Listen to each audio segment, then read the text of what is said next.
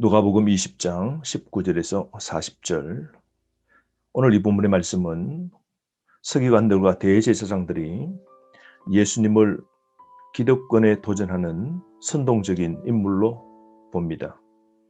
많은 무리가 예수님 따르는 걸 경계하는데요. 그 이유는 자신들이 쥐고 있는 기득권이 빼앗기고 흔들린다고 생각했기 때문입니다. 그래서 로마 정치적 힘을 빌어서 예수님을 죽이려고 그러죠.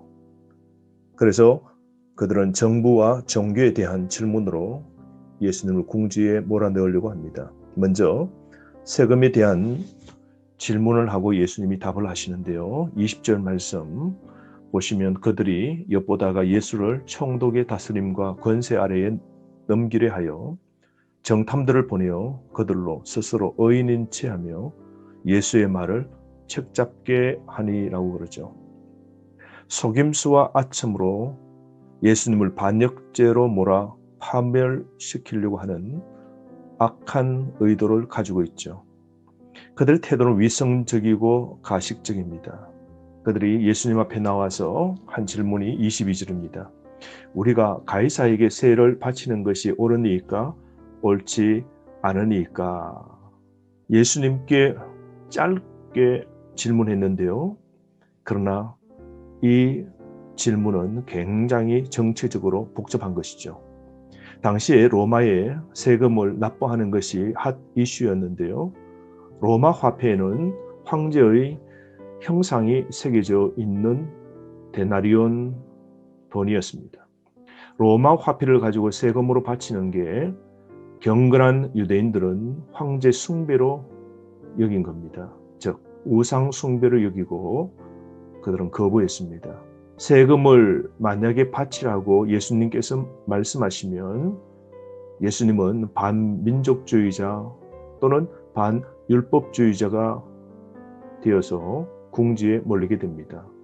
또 세금을 내지 말라고 하면 로마 당국에 걸리는 것이죠. 로마가 보기에는 반국가적인 인물이 되는 겁니다. 그 당시에 유대인들은 남자는 14세 이상이 되면 여자는 12세 이상부터 65세까지 세금을 바치는데요. 1인당 1데나리온씩 바칩니다. 인두세 세금을 내게 되는데요. 이것으로 그 당시 폭동이 일어날 만큼 강력한 세금 문제에 반발이 있었습니다. 동전 앞에는 황제의 가이사 형상이 있고 동전 뒤에는 평화의 여신인 황제 어머니 리비아 형상과 그 옆에 글이 적혀 있습니다. 최고의 제사장이라는 글씨가 있죠. 이런 돈을 황제에게 바치는 것, 이건 우상 숭배인 겁니다. 그래서 유대인들은 이 문제가 굉장한 화두였죠. 근데 예수님은 이 질문하는 의도를 아십니다. 예수님께서는 그 관계를 아셨다라고 그러죠. 23절. 예수님은 그들이 질문하는 악한 의도를 아신 겁니다.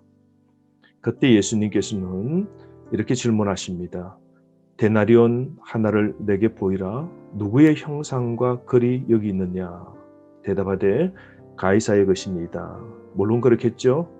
한 데나리온, 한 사람이 바치는 인두세입니다.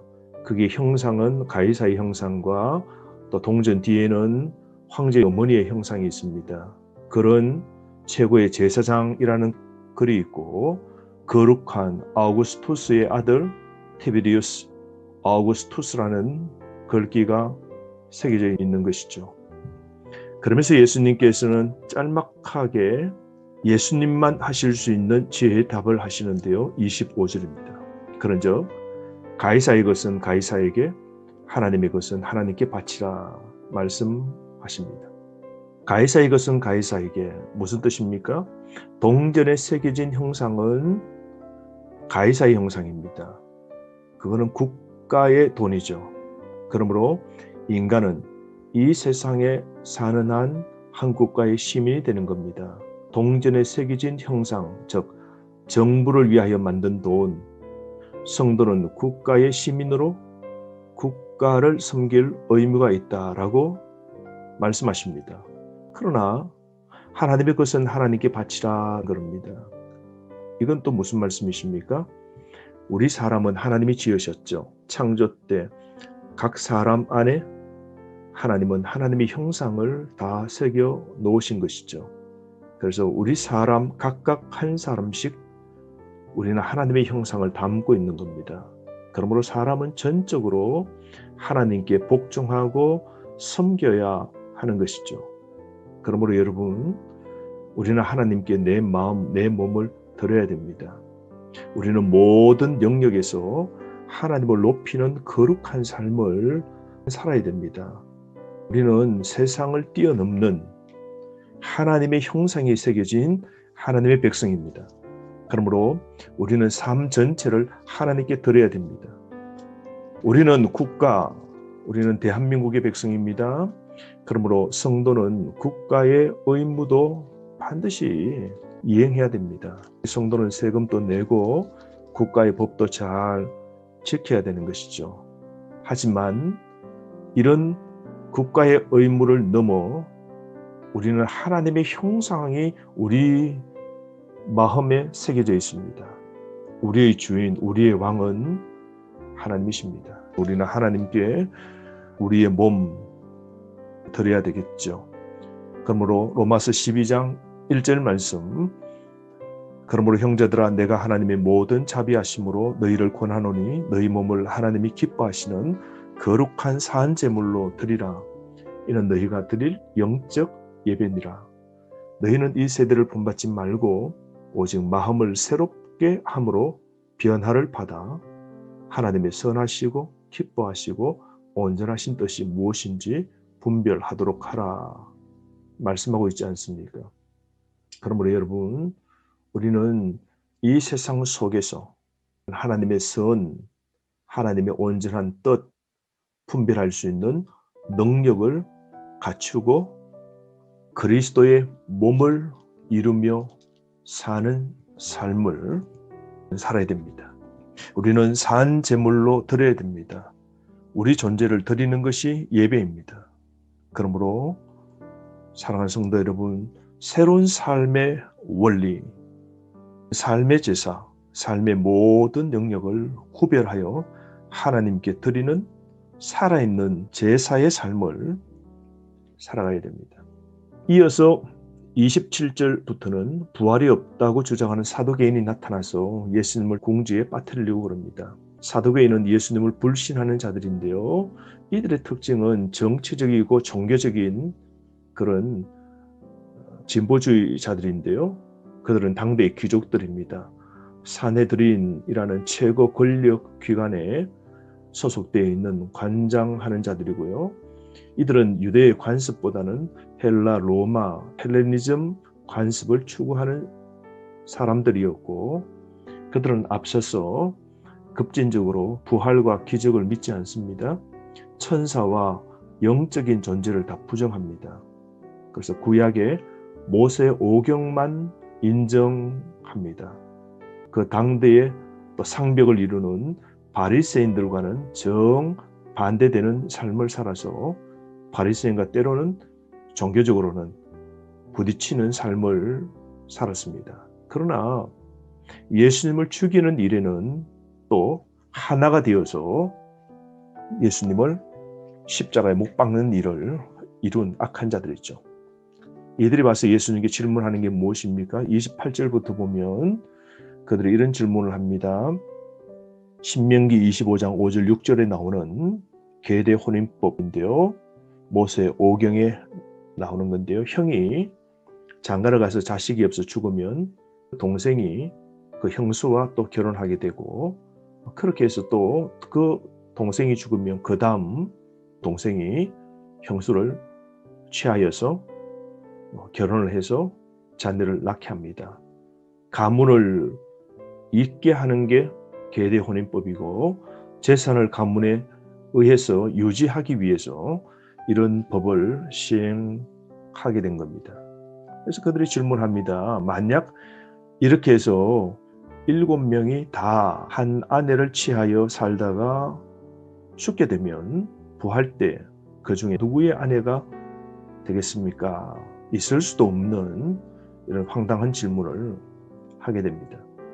그들은 예수님께 이렇게 애매한 질문을 하는 이유는 그들의 지위와 부가 예수님 때문에 위태롭게 되었다고 생각하고 예수님을 공격하려고 그러는 것이죠.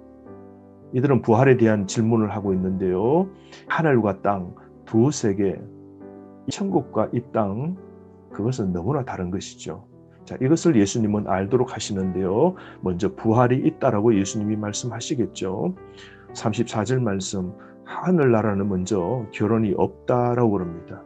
장가도 시집도 이 세상에서는 가지만, 그러나 35절, 저 세상 부활함을 얻기 위하여 합당히 여김을 받은 믿음 있는 사람이 가는 부활되어 가는 천국에서는 장가가고 시집 가는 일이 없다고 말씀하시죠. 천국에서 왜 결혼이 없을까요? 그것은 천국에 가면 우리는 완전한 사랑을 이루게 되죠. 서로 완전한 사랑을 나누기 때문에 하늘나라는 결혼이 없는 겁니다. 모두가 완전한 신령한 관계를 맺기 때문에 더 이상 사랑의 관계로 만드는 그런 결혼은 없는 겁니다. 이 땅에서 결혼을 해도 그 사랑이 또 완전치 못해서 사랑이 끼어지기도 하고, 좋아서 결혼해도 사랑에 금이 가기도 하지 않습니다. 천국은 그야말로 완전한 사랑만 있는 곳이죠. 그래서 천국은 더 이상 장가 시집 가는 일이 없다 그럽니다. 뿐만 아니라 그곳은 죽음이 없다라고 그러십니다. 36절. 그들은 다시 죽을 수도 없나니 천국에서는 천사와 동등하게 되고 부활의 자녀가 되고 하나님의 자녀가 된다라고 합니다. 하나님과 영원히 살게 되죠. 죽어서는 천사보다 더 큰 특권이 성도들에게 있는데요. 그것은 하나님의 자녀가 된다고 합니다. 그곳에서 하나님과 영원히 산다라고 그러죠. 그러면서 예수님께서 그들에게 한 가지, 하나님은 영원하시다 말씀합니다. 아브라함의 하나님, 이삭의 하나님, 야곱의 하나님이시다. 아브라함이 죽고 이삭이 죽고 야곱이 죽어도 그 하나님은 때를 이어서 영존하시기에 모든 자의 하나님 되신다 라고 하나님은 영원히 계심을 말씀하시면서 38절, 하나님은 죽은 자의 하나님이 아니요 살아있는 자의 하나님이시라. 하나님에게는 모든 사람이 살았느니라 말씀하시죠. 하나님은 스스로 존재하는 영원한 분이십니다. 우리가 누릴 복은 하나님과 영원히 함께 사는 겁니다. 믿는 자는 주님과 함께 영원히 살아갈 것입니다. 오늘 주신 말씀 가지고 하루 승리하는 삶 사시길 바랍니다.